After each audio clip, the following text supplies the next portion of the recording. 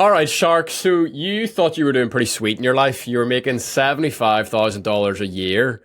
And then all of a sudden, in a very short space of time, you started making 75K per month in a recession-proof business that you think can be rolled out anywhere. What the heck is that? Tell me about that.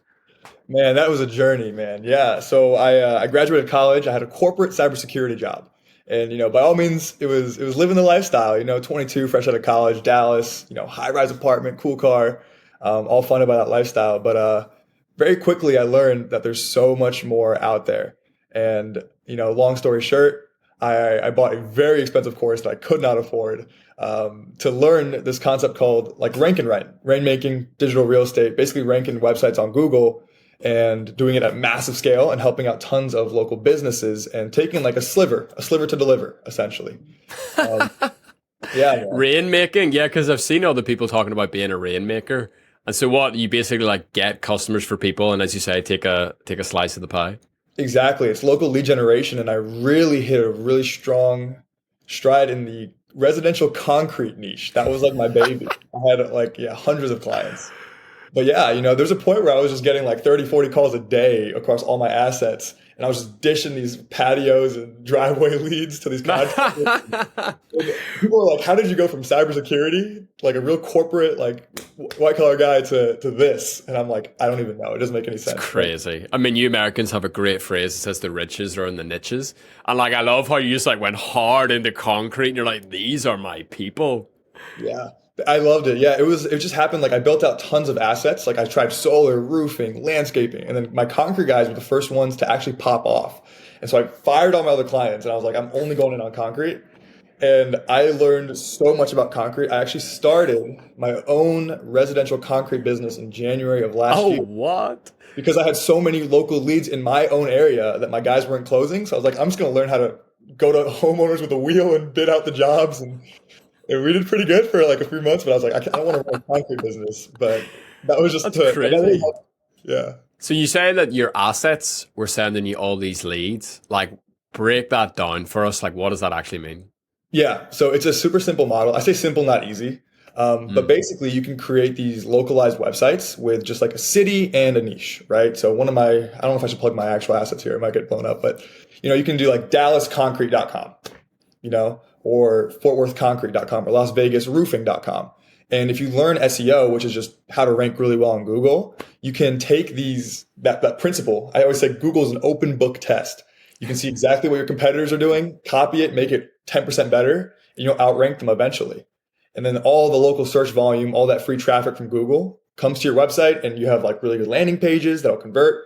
And then you can just build an asset in one city, rank it, and then just do it in every city. And what I teach my guys is there's like 100,000 cities in the US, and there's hundreds of niches, right? So the competition doesn't really exist because that's a Bro, million sites right there, right? Like there's dentists, chiro, lawyers, TRT clinics, all the trades, roofing, like it goes on and on. So it's a pretty infinite business model. And there was a point where I had 183 different websites ranking across the US. that's insane.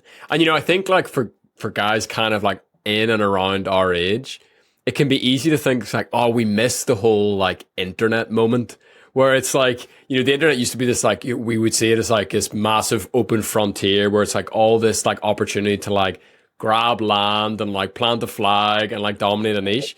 But like it's listening to guys like you where I'm like, oh bro, like we're not even haven't even tapped into like 1% of opportunity in this space. Do you know what I mean? Yeah, I think it's so true. Like it's just getting started. And the beauty of it is like with this internet money thing, people get the FOMO, but you don't need that much to actually like make an impact. Like I had like 8 clients and I was making 10K a month at one point. And I was like, it's really like 8 clients. That's with the hundreds of thousands of opportunities out there. Like that's not that much. And there's new businesses popping up every single day. So it's like, it's just getting started. It's always just going to be getting started, in my opinion. That word assets is really interesting because I think like a lot of the people who start off making a little bit of money online, I started off as a freelancer. So it's like you're trading your time for money. But the world of assets is so different. It's like you create something once, you optimize it a little bit and it just keeps paying you. It's like having a digital house or like a digital Airbnb that you're just renting out that it just keeps coming to you every single month. Exactly, dude. That's digital real estate, man. it's amazing because you build the asset and you own it, right? So you're not Digital real estate? Is that what you call it? digital real estate. Yes. Whoa. Yeah, it's real sexy, real sexy. Um, but yeah, it's because you build the asset and you own it. And if you lose a client, you don't lose anything because you have all the leverage, you have all the leads, you have all the business. So you just go to the second ranked guy on Google and give him the stuff and just get a new client the next day. Right. So you build a website, you'll basically turn the tap on. We use the example of concrete. All these concrete leads will start coming in. And then you can just like effectively sell those leads and give those leads to whoever wants to buy them. So as you say, if you lose a client, you just go to the next person down, their next biggest competitor. Exactly. And it just gives you so much leverage. Yeah. Because you're like, hey, if this doesn't work, like I'm going to go to the guy across the street who you definitely know of because every time you look up your name on Google, he's above you. So, it's good leverage, but you can help a lot of really good businesses. And the one thing I'll tell you I love about this model is I tried the drop shipping, I tried the affiliate marketing. It was the money, I could see the money come in, but it wasn't very fulfilling because I didn't have any relationships with like any like real people in that sense. But now I'm helping like local businesses, families who like don't know how to market. And you get to like pour into these guys who like, a lot of my clients are faith-driven guys with families who have a construction business who are trying to like really make it. And being able to help them is like some of the best friendships I've had, man, truthfully. Wow. Yeah, there's something to be said about like working with like salt of the earth kind of folks who their product is insane. Like I'm even thinking locally about like concrete guys that I know. And I'm like, they pour their souls into this business and like they treat their customers like absolute royalty, but they can struggle to like get the deal flow going. And so you must be like their favorite person that they work with because you're just like, here's more business, here's more business, here's more business. Yeah, absolutely. The dynamic is it's built so correctly from the start. It really is. And sometimes you have nothing to sell them. You just have like a lead or two come in from like an asset and you can give it to them in good faith. Like, hey, take this and see how it goes. And they're like, what? Like, what is this? What just happened? Like, I just got like a 20,000 job estimate out for no reason. And then from there, you can really build some proper relationships. Very, very cool. Yeah. So, I mean, this whole process, it sounds like you needed to have pretty big shift in your mindset to how you view the world, how you view money, how you view business. You were going through university or college, as you guys say. You have a very narrow view of the world. Like, even if you're like super smart and like super hungry, if you have that like employee, I'm just going to get a job after university mindset, how did you shift out of that? Yeah, it was a lot, man. It was a lot. So it started with, and it's actually pretty funny that you mentioned this, but I actually became a certified life coach because I was so curious on, it's a certified life coach. It's like a 22-week program, nothing crazy. But I was so curious on unraveling the things about myself that I did not know, right? Because I knew that there was these people just crushing it. And I knew mindset was so important, but like, what even did that mean? And so I started diving really deep into the realm of like unconscious beliefs, subconscious ways that you're limiting yourself, like questioning every little habit I had. And that just opened this really a 4-year floodgate of me just like getting so passionate about personal development, self-development, that really like reparented my entire mindset around everything. But I had a very, very scarce mindset. I had parents who drilled corporate job into me down my throat.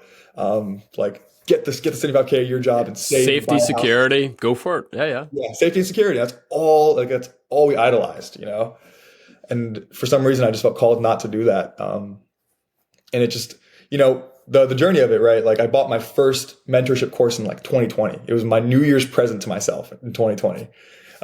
And it wasn't until 2023 that I had like my first over 5-figure month. So for 3 years, I'm just like eating it, rolling in dirt, having to live at home, like $40 in the debit card. And I threw away a cybersecurity job for that, So it was definitely like a hard mindset shift that was needed. It's crazy. Like I've only ever heard this phrase reparented once. And it was 3 days ago. And my mind immediately like latched onto it. So whenever you said it again there now, that's really interesting. Talk to me about that. And then also I'd love to know like what were the reactions of your friends and family and community, like watching you throw away the safe and secure job? What was that like? Yeah, well, throwing away the job was the second hardest thing I've done because my parents were like, what? are you doing? And everyone was like, what are you doing? My aunts and uncles were like, you're so like Shahriq, come on, right? And I grew up in a Muslim culture, so it was like safety and security was everything, right? First hardest thing I did was, laying down my life for Christ and telling my family that, because that was a whole different story. But Oh, they bro, you did that and you were from a Muslim family? same time, yeah, yeah. So quit the job. Yeah, you've had it easy the last couple of years then, I bet. Yeah, right. So yeah, so it really set my threshold really high of what hard was, right? Because you lay down your life for that kind of stuff, and Mm. it's hard. I mean, you feel like you lose all your support systems very, very fast. Um, and I kind of went off tangent here a bit. But what was the original question? It was like, how do they react to my leaving that Yeah. job? Yeah, I mean, they thought it was stupid. They were like, this kid is by all means killing it. Like, they were so happy for me. Like, they feel like they can like stop worrying about little Sharky, because he had a great job, good career path. I was one class away from my master's degree, and I didn't do it. And I didn't do it. I could have done it, but I thought to myself, like, this is an identity that if I get this master's degree in cybersecurity, I am committing to not being an entrepreneur and not living a perfect life. Wow. And so they hated that Bro, too. they were just about to tick the parenting box off. They're like, this guy's going to be set for life. We can literally put it into the back burner, move it away from RAM and the ROM type memory. Do you know what I mean? It's like, just put it away. And you just went and unticked the whole box, bro. Yeah, just ripped it. Right down the middle. Crazy. Yeah, So man. being reparented, you reparented your mind through, you talked about spending the most amount of money you've ever spent on a course. How much was that, if you don't mind me asking? Yeah, that was $10,000. Yeah. And like at that time, what were you working as at that time? Yeah, I had an intern salary that I saved maybe $2,000 from, Yeah. and I had a Walmart milk boy job that summer as well. So I was a Walmart milk boy. I was stocking milk, wearing a mask, listening to as many podcasts as possible. That's what really started it, honestly. Making like $15 an hour, which is pretty good, honestly, for a Walmart milk boy back in the time. But just being in a freezer all day, just thinking like, how do I do this? How do I do this? How do I do this? Like, security can't be the play. Like selling my soul at a job for 40 years. Like I'd go into office and I look at my team and like, I really mean this with no disrespect, but like people go there to die, like people on my team were working in the same office chair for 20, 30, 40 years, sometimes getting 2% raises every year. And we threw a retirement party for my guy who sat next to me. It was a 30-minute Zoom call and we never heard from him again.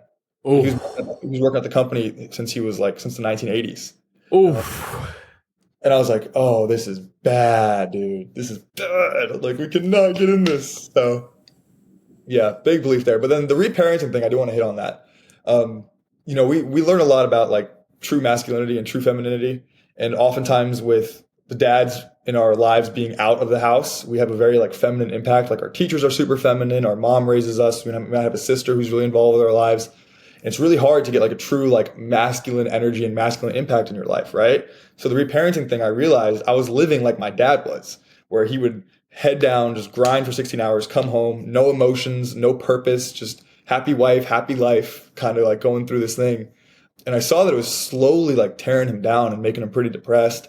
And mm, like his spending habits, he didn't spend a dime on himself. He never reinvested in himself. His health was like really bad at some points.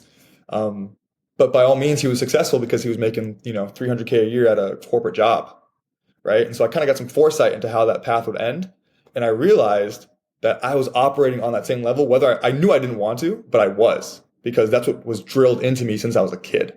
And so reparenting yourself means you need to figure out, okay, first you got to find somebody who's doing what you want to do. And then you got to figure out how they were raised and their beliefs and their systems, and then take that and try to like implement it into your new identity. And it just becomes this like huge web of like, you start to question every little thing you do, man, every mm. little thing. But once you start doing that, you can, if you do it with enough discipline and enough diligence over a long enough period of time, you can, like my friends a year ago and then a year before that, they get a new version of Shark every single year. And I feel like it's a 10x version of myself. So a Right. lot of times people are just like, I go home like one Christmas and I'll go home like another Christmas. And it's like, they need to like re-know me. Like they need to like relearn who I am because so much has changed. But that's just because of all the work that we did before. Interesting. What does the word rigor mean to you? Rigor, brother. So rigor is the first part of the Gladiator code. Okay. And so a little background. Gladiator code is the 3 principles that I drill into all my men, to ground them in their relationship with faith, to turn them into real proper men who are contributing and taking territory in society. Okay. So kind of in a way, like your group, your school is kind of part of the reparenting process. You've kind of reverse engineered that in a way. You probably wouldn't market it like that, but yeah. Yeah, I would. I would actually. It's like what I learned, the most important stuff that I learned. How can I turn that into like a real quick, like complete identity reset for these guys?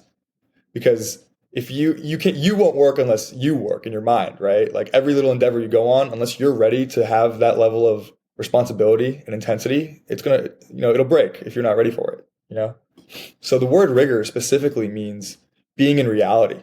It means you are so rigorous. Rigor, I think, literally means being exhaustive and completely thorough and doing things to completion, right? And so rigor, the first thing I do is I have our guys be very rigorous with their speech, with what they say, because so many times we'll have these like mental stories, these gymnastics that will play in our mind over and over that will BS us and shoot us in the foot, right? But if you're rigorous with what you say and what really happened in reality, you realize that you're the only person holding you back. So rigor is something I install as like a key principle into all these men's lives. And it's like, okay, like, are you tired and you didn't go to the gym because you might have felt this way? Or did you have 45 minutes that you sat on your bed for? So with rigor, there's no guilt, there's no shame, there's no negative self-talk. It's just what happened in reality. And that's a lot more easy to work with than telling yourself a story as to why you haven't gone to the gym in 2 weeks. Right? So the rigor is like being so grounded in reality that no emotion's going to hold you back. You just know how to execute. So any examples from your journey where you feel like you weren't dealing with reality? Because we all engage in a fantasy to some extent. It's a spectrum, right? But for you personally, like, what are some of the areas of your life that you've been able to bring this rigor to, bring this being rooted in reality to? Yeah. So a big thing was truthfully the work. I thought that I was doing a lot of work. I thought I was exhausted. A big thing was being rigorous with my calendar and my calendar integrity. I thought that I had been doing as much as I could in a day. I really did. But when I rigorously looked at it very thoroughly, very exhaustively, not a single excuse, no mental stories, just what's happening in reality. I mean, there was 6 or 7 hours a day where I was really doing nothing. Whether it was just an unproductive thing, like an unproductive like methodology, or just doom scrolling, or like jerking off, or like something bad that just didn't align with anything I wanted to do in my life, And so when you get really rigorous with that, you start to unlock like your time horizon almost like explodes, because you have 24 hours a day that rigorously where every minute can go. It took a while to get there, obviously. It didn't happen all at once. It was a very slow process, but that was the biggest thing for me. I was like, dude, I have hours a day that I'm not even utilizing, truthfully. And then you start to build identity into that. And then now it's like 6 hours into the day and I'm like 5xing the output, so. Yeah, it's interesting. There's an author and a guy I love called Dan Sullivan, and he's written a great book called 10x is easier than 2x. I love that. Oh, have you read this, bro? I love Dan Sullivan, man. Yeah, dude, Dan Sullivan's really interesting, and he talks about going 10x. I know a lot of people talk about going 10x and whatever, but he's got this great thing where he says, like, the craziest thing about going 10x is that, like, we've done it lots. Like, if you compare, like, the Shark 16-year-old version to, like, even like the 18-year-old version, it's like you go 10x. It's like you go from thinking that, like, a 5-6 hour school day is like so exhausting to being like, oh, bro, like that's light work. Like school is like so easy. Or if you compare even like, a 2-year-old to a 3-year-old, it's like we as people naturally throughout our developmental journey are constantly going 10x. And what I'm hearing you say is that journey doesn't have to stop whenever you graduate college. You can actually keep going on that trajectory. Yeah, I think it gets even more exponential after college, because you can keep 10xing yourself.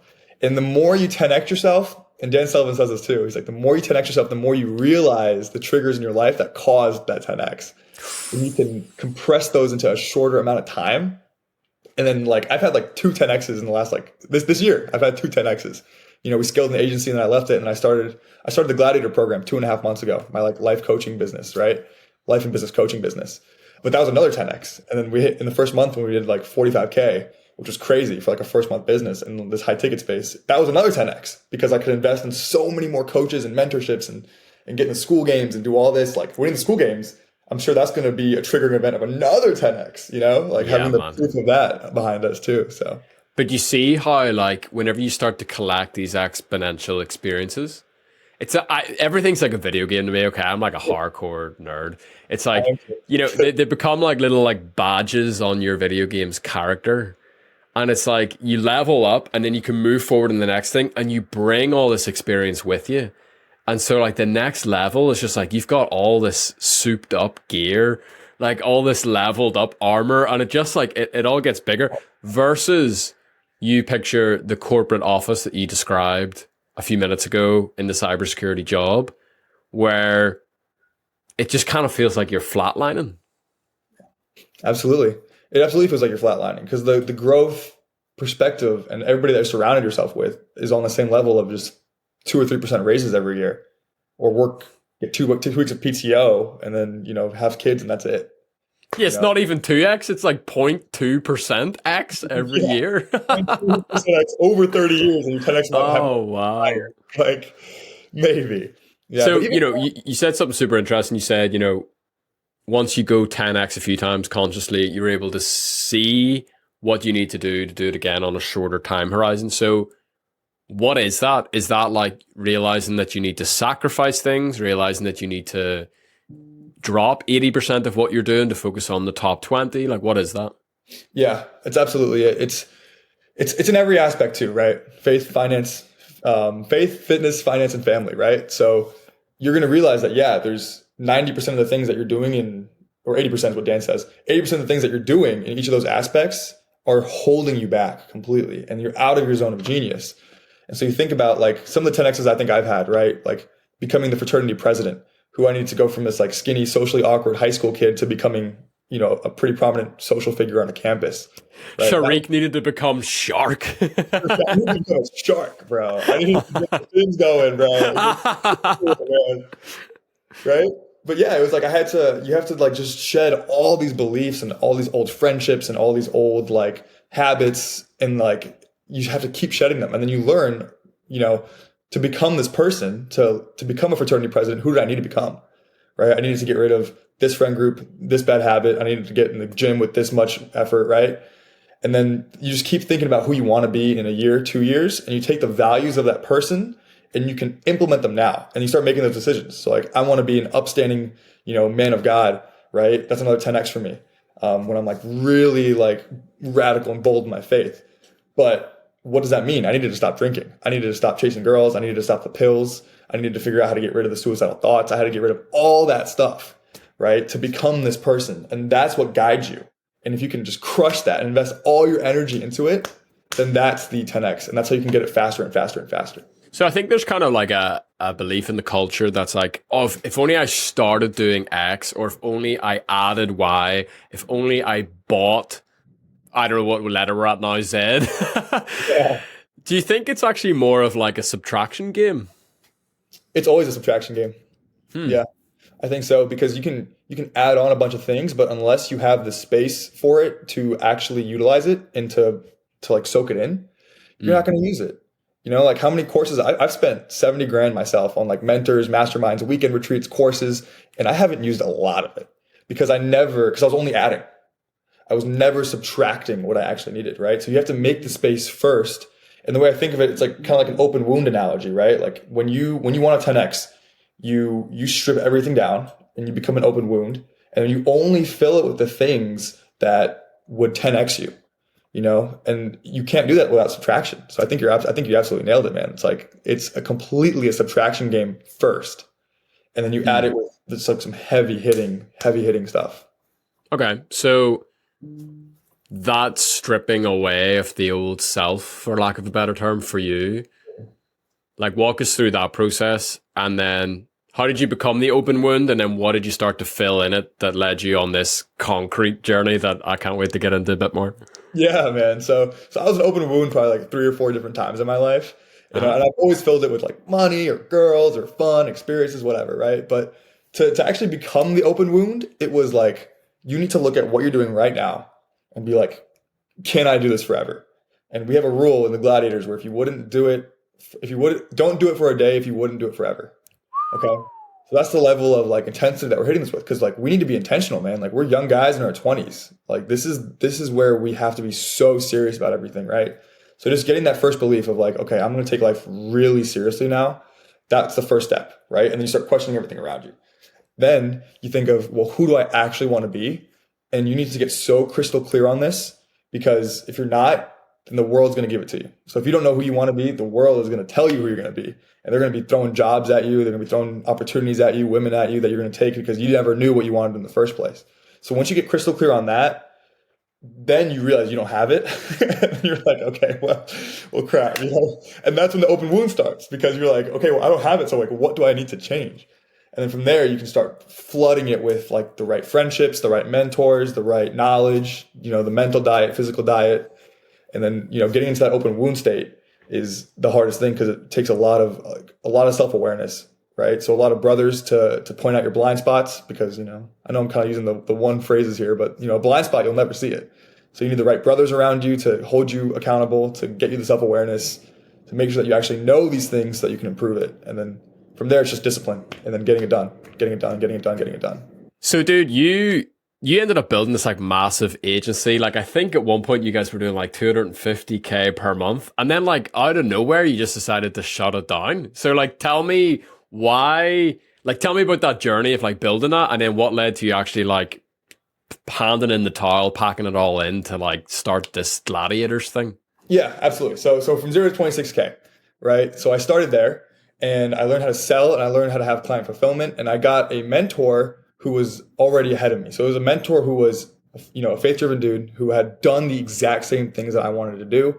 And every little thing or question I had on how to grow my own business, I was just banging it out against him, right? So we were able to go from 0 to 26K that first month of May, which was actually this was almost 4 years down my journey, right? So it took 4 years of learning and doing this lead gen digital real estate stuff before I really became like a business owner in the sense that I had enough revenue to like hire staff. And then I immediately started applying these 10X principles. I was like, okay, well, it was me sitting at a laptop 14 hours a day working to get to 26K a month. That can't happen. And so I started learning about hiring. And hiring was the number one thing that changed my life. And I tell all my guys, like the most valuable skill set you're going to learn from me is how you hire, right? And so I learned about the world of setters and closers and operation managers and media buyers. And then we haven't stopped. So this is when I'm running the concrete. It's a hybrid concrete marketing / coaching agency. Okay. So we teach you how to get the leads. We'll give you the leads if you want, and then we'll show you how to close them too.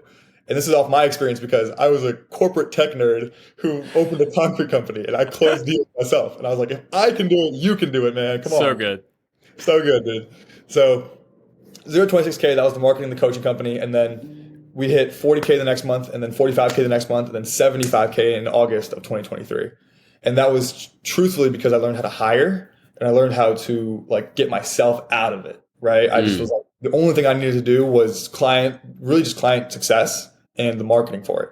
And that's when I got into my zone of genius. And that's from there, it was like, we just wake up and get these like 3-4K invoices, these 10K piffs, you know, sometimes for these programs. And we're like, oh my God, like this is crazy. And so this is August of 2023. And then what happened was me and my co-founder, we kind of butt heads a little bit, but I think he wanted to step out of it and I didn't want him to. And I also thought that, you know, I'm CEOing this thing and I felt like I was putting in so much work into this, but I wasn't getting the payout or the reward. And when I wanted to take a pivot, I couldn't. Like when I wanted to go 10 times harder on the marketing agency part of it rather than the consulting, said no, you know, and I was like, well, I don't have a lot of leverage there. So I ended up leaving him in September. I took a month off, and I was enjoying it because, you know, that was the first time I had 75K a year as a salary, you know, and I probably paid myself like 40. And so, you know, I was just like, this is insane to me. So I went to Costa Rica. I took some time to like reset mentally. I like went to like this like spiritual mastermind to like become clear on my vision. And then I didn't get clear on my vision. So a month goes by. I'm like, I need to get back to work. And I had a buddy who ran a real estate marketing agency. It was his 4th month in, and he just had a 100K month. And he's like, Shark, I saw what you did with the coaching company, and I need you to join me, man. Right. So me and him became yoked with that. And then from October 1st until March 1st, we took that real estate marketing agency from 100K to back 250K months using the mindset and skill set that I had. Right.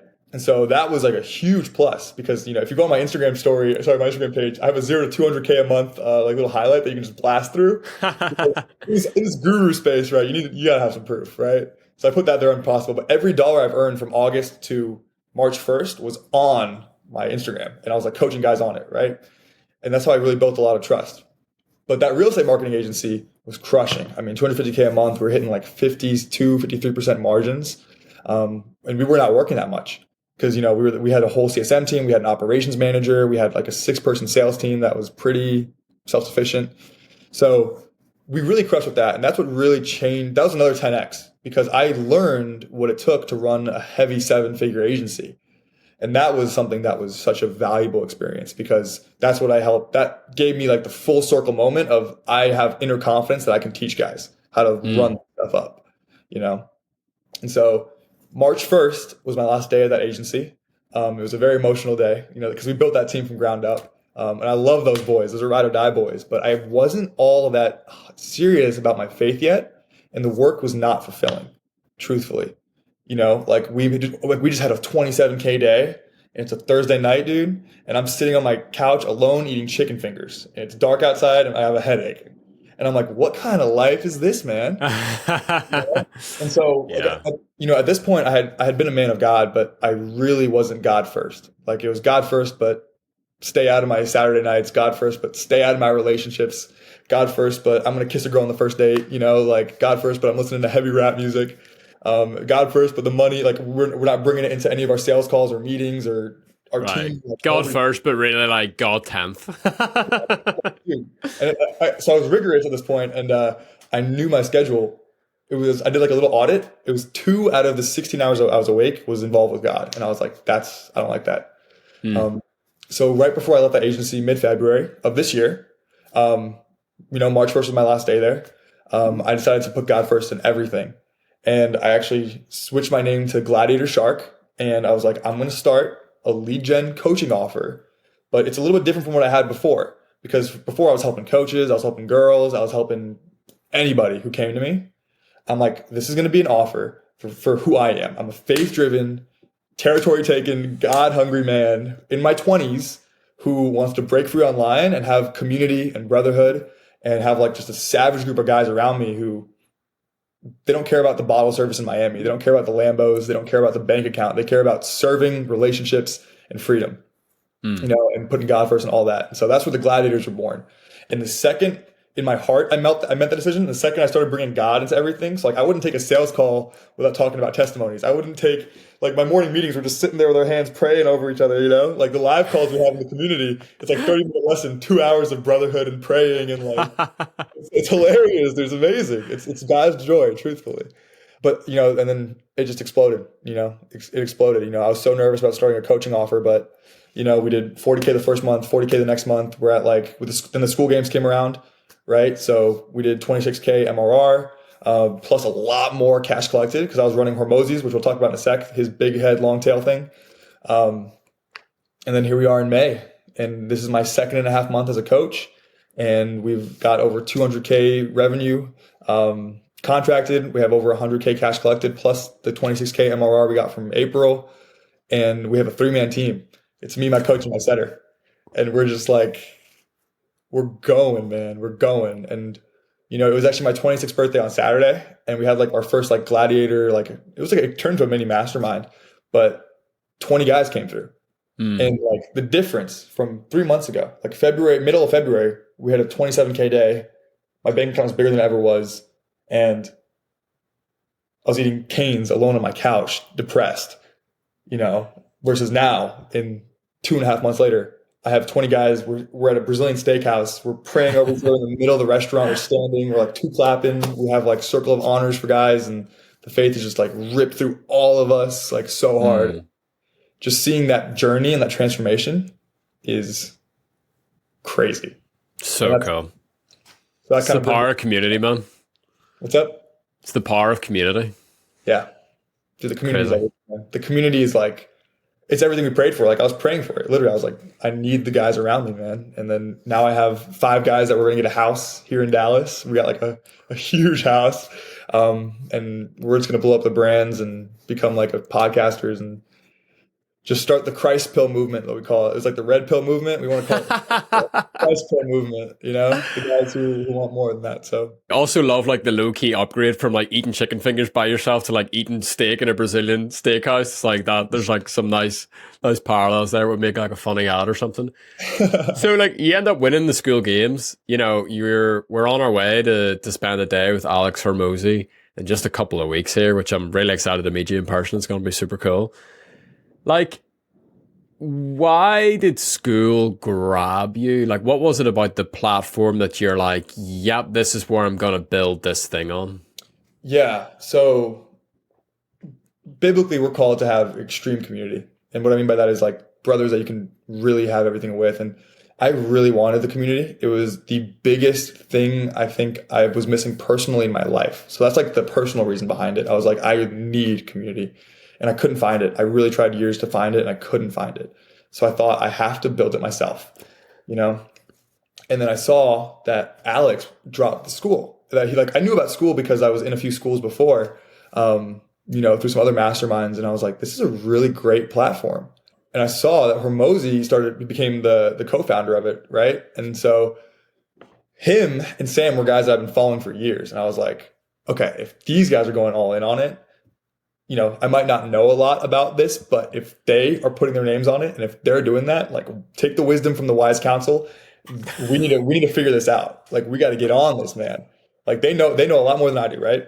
And so what really drew me to it was like obviously it was beautiful. Like it was a beautiful software. Like you can do so much on it, and it's I was gonna go to the Facebook group route and have like a huge Facebook group, but school was just better because you can have the course. That's all it was for me. And then just the name of it and like the idea of it being a way to continue your education. Like I would always joke with my guys, like I'm teaching you like a PhD in digital marketing. Come back to the Gladiator school, and do all this stuff. It just felt so like in sync. And then I was really studying the Skool Games winners and I saw the revenue numbers and I was like, okay, I'm a new coach, but I think if I burnt the bridges and I went all in, I think I can win this. And we just squeezed it. I think we just got 10th place. Nice. Crazy. But we were going, man. We were going. But the platform as a whole, it just seemed like everything coming together at once. Like I'm ready for a community. I've been building it. I need to get my guys in somewhere. I need something very long term that has like a continual development route. That was a big thing too. Is I knew that Mosey and Sam would be continuously innovating on it very rapidly too to make it an amazing platform. And it truly felt like it was like early TikTok days. Like if you got on TikTok, Yes. then you just have like 1 million followers, right? So if you get in on the school games now and start your school now, you planting a seed that in 1 or 2 years can explode. Can explode. For sure, dude. Yeah, I think that's the energy that so many of us have felt and are feeling on the platform right now, where it's just kind of like, it's like Max Pearson's got a great line where he's like, dude, we are all so early. And I love that. Like, I feel like that captures it just like really, really perfectly. Mm-hmm. What worked for you in terms of growing your school and winning the school games? Like, if you think tactics, strategies, like how did you actually get on the leaderboard? Yeah. So like literally the strategy, and this is a very common funnel for a lot of agencies and coaches. It's called it's an Instagram funnel. Okay. But basically you build an Instagram brand around who your audience is. And what I did was I posted a bunch of reels and I would just boost the reels. And so I was actually able to like target my target audience and use paid reels to get a ton of really active followers. Nice. And then you go back into Facebook and you just run retargeting ads towards those followers. Hey, for me, it was like, hey, if you're a faith-driven 9-to-5er or tech professional who wants to quit their job because they're feeling unfulfilled or out of purpose, just DM me Arena and I'll show you exactly how I did it. And I made a 20-minute VSL, a video explaining my process A through Z. And then from there, it was just DM ad to VSL to book call and then just closing call. And so learning sales is a very big skill to have. I think everybody should learn sales. Like that's like the most important thing, honestly. But then we just ran that process over and over and over. So we ended up spending 9K on ads, so about $300 a day. And we had 26K come in of recurring. But on the very first launch day of the April games, Hormozy actually answered one of my questions that I put in the group on the live call. And then he came back to it, which I don't know if you saw the recording, but like the next person went and he's like, wait, for Shahriq, he said my name wrong, for Shahriq on the call. And he came back to my question and I was like, okay, so his mind is churning with me here. Yeah. So I really was particular about what he said. And he mentioned like the big head, long tail thing. Like if you can, like my program was 6K. Okay. But if I can collect some of that cash up front and then turn it into monthly recurrings on the back end, my customers will be with me for a lot longer and they'll pay me, and it might be easier on them to get in, you know? And so we did a mix of $997 a month payment plans, or what I really was crushing was $2,500 up front, and then $997 a month for the coaching, community, weekly lives, one-on-one time, and then the $97 a month if you just want access to the materials after that. Super and so cool. That's how so the MRR was 26K, but cash collected was way closer to like 55-ish, you know? Super cool. Yeah. So that was great, man. That was really cool. What made you go for the name Gladiator? Yeah. So it was a progression. It was a very big progression, man. It was it started off as life coach shark. Okay. That's what I blew up for at first on TikTok and Instagram, life coach shark. Okay. But it wasn't my target audience. I couldn't monetize that. It was too broad. And then I switched it to Rainmaker Shark. So I actually was called Rainmaker Shark for a bit, but it felt like it was too money focused. And I was helping people who might not have been aligned with my mission. So I had a lot of really cool clients. Like I probably had like 5 or 6 like life coach clients at that point, or business coaching clients at that point. And I was a Rainmaker. And then I was like, something's still missing. And then I made my program Lead Shark. And I was like, but Lead Shark still feels like it's way too much about me, you know? I want something that is so like a movement. I need a movement, you know? Like it can't be Lead Shark, it can't be Life Coach, it can't be Rainmaker. It needs to be a movement. And then I was just praying on it one day, and I thought I just had this like I was like watching this movie. I think it was 300, and I was like, man, you guys are savages. And then it hit me in the face. It was like gladiators, the guys who are willing to lay it all down on the line, enter the arena, and risk it all for the chance at freedom. Right. Well, they performed for an audience and won. The gladiators were very often faith-based too. So the arena would be packed, but you perform for an audience of one, and that's God. And I was like, now that is something. I was like, that I made that change so fast. So cool. Yeah. And then it really worked. I mean, guys see the name Gladiators. Yeah. And all the guys in my programs are these like fit dudes, like D1 quarterbacks, like crazy guys who are like really physically accomplished, mentally accomplished. They just need the financial side of it now. And that's really what blew us up. I think the name, because guys would come in and be like, I'm a gladiator now. Before anything changed, they would just pay the program and be like, I'm a gladiator now. And they would have this identity shift that would make them excellent. Well, that's the 10X is the identity shift, isn't it? And I think it's really interesting, like if you were looking at like what you're doing with a cynical perspective and like zooming all the way out, you're like, dude, like, why are you making yourself faith-based? It's going to limit you so much.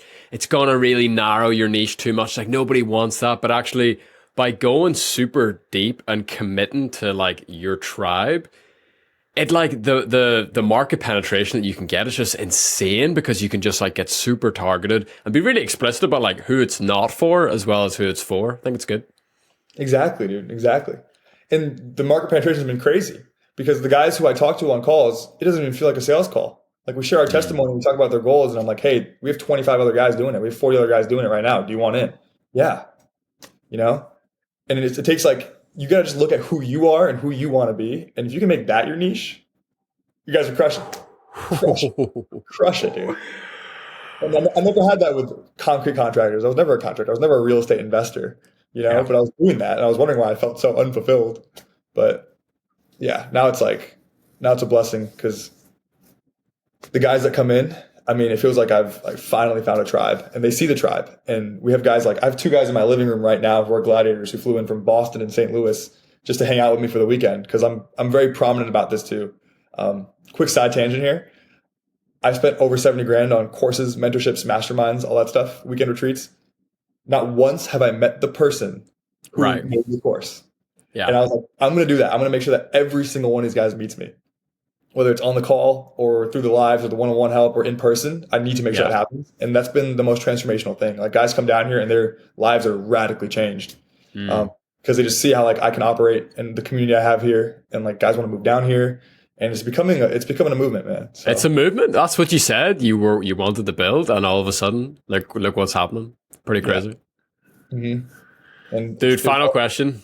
And then yeah, actually, I might end by reading the quote, "The man in the arena," the Teddy Roosevelt thing, because it kind of just feels like a wasted opportunity if I didn't do that. we have to. What advice would you give to someone who's starting out, like someone who's just stumbled across this video? You know, maybe they are in their early 20s and they're feeling what you felt whenever you took that safe and secure job. Like, if you could go back to, you know, a 22-year-old version of yourself, you had a few minutes of his time, what sort of things would you say? Yeah, wow. Um, the first thing is you need to become crystal clear on like who you want to be, and it is completely okay to be selfish with this. You need to figure out who you are, what drives you, what makes you happy, what makes your purpose feel fulfilled.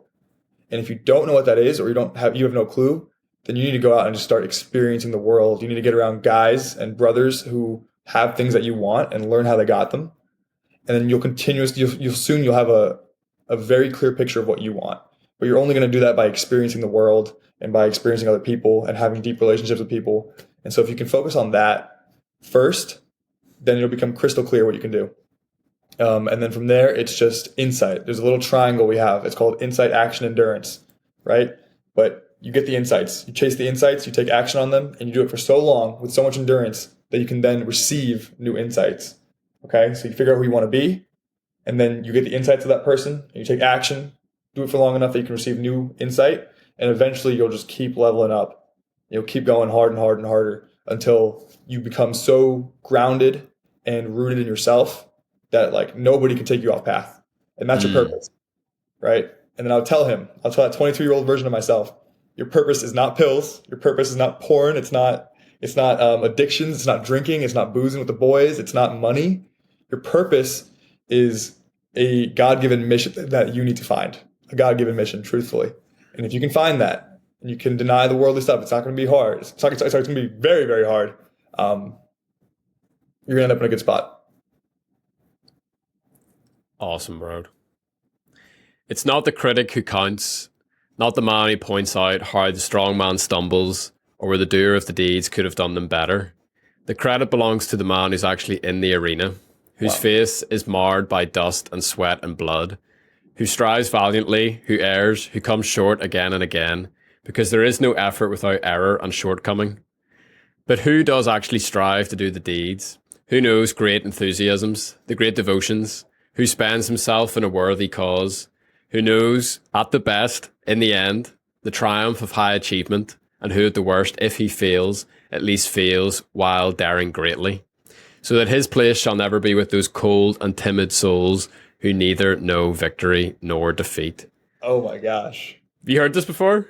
I have not, and that is the only Bro, I've heard so of it. this is like this was like a big activation moment for me in my like entrepreneurial journey, and it's known as like the man in the arena, and it's like from a speech from Teddy Roosevelt, and it's this idea where it's just kind of like, you know, if you're everyone's on the sidelines of the arena and they're criticizing how the gladiator does something like, oh, that's crap, I could have done that so better. And this quote is basically just like, bro, if you're not in the arena, I don't care.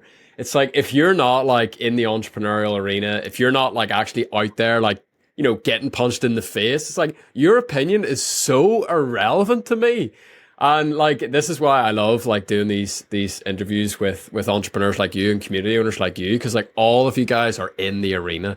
Like you're all walking the walk. Like you've all won the school games. Do you know what I mean? It's like not only have you gone into the arena, but you've actually like you've proven yourself. And so I think like I'm feeling pumped up now. Like the thing I'm taking away from this interview is just like, it's like you have to take action, you know?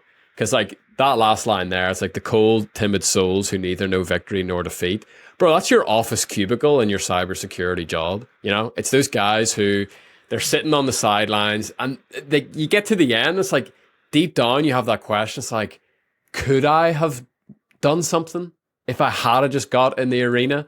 And like so many of us, like we get freaked out. It's like, oh no, but like, what if I like lose an arm? It's like, yeah, you're probably gonna lose an arm. Like that's how it works. But like, you gotta at least try. Absolutely. Absolutely. You have to try. You got to get in the arena, or else you can't. Nobody's gonna listen to it, man. Dude, I Awesome. love that quote. Thank you for sharing that. I gotta write that down. I'll I'm send gonna it to you afterwards, dude, genuinely. But thank you so much for today. There'll be a link to Shark's school community in the link of this episode, whether you're listening or you're watching. And there'll also be a link if you'd like to get in the arena, join the school games, and jump in and start your own community and start your own movement, just like Shark has. There'll be a link to that as well. But dude, genuinely, I've had a blast. I had way too much fun there at the end. I like felt myself getting like jazzed up. I was like, whoa, let's go. Nothing is too much, man. You should feel it. That's crazy. It's a strong energy, man. Come on, fire me up. I'm fired up too. Let's go, dude. I can't wait to see you in Vegas, man. And Yeah. looking forward to getting this out there. Appreciate you. Dude, I'm so excited, man. Dude, Matt, thank you so much, man. And dude, I love you, man. And I'll see you in Vegas. We got to sit next to each other at dinner. I would love to hear your Let's testimony do too. it, bro. Let's do it.